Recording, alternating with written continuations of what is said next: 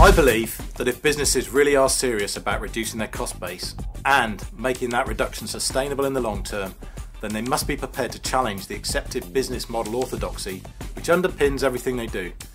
Otherwise, the current inability to see beyond long-held operational constraints will continue to restrict businesses' ability to make real inroads into their cost base. This manifests itself in different ways from sector to sector.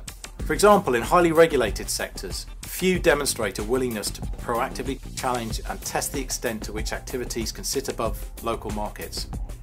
This could mean using a new and different interpretation of the local regulatory requirements or the accounting separation requirements in order to avoid what would otherwise result in duplicated activities across the organisation and in increased costs.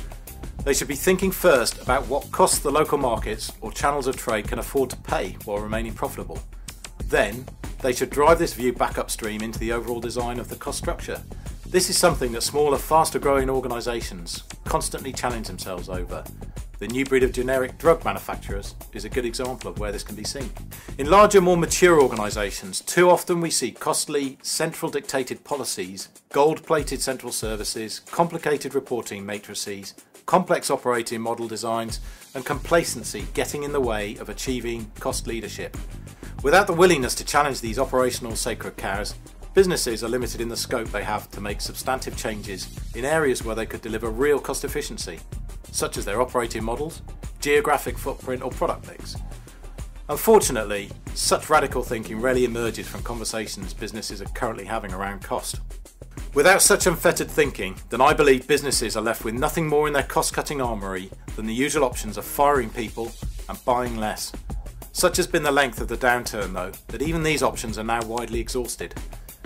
P&Ls have been screwed down as far as possible, and going further and deeper would only pose a self-induced risk to a business's future health. To make matters worse, there will be a boomerang effect. In a forthcoming report, we'll reveal how CFOs tell us that they expect 95% of the costs that they have painfully cut during the downturn to simply come flooding back into their business as growth becomes a possibility. That's because the corporate world is typically indisciplined when it comes to cost. Stripping out cost is hard, dirty work. Given the briefest glimmer of hope that growth may be around the corner, the focus on cost diminishes rapidly.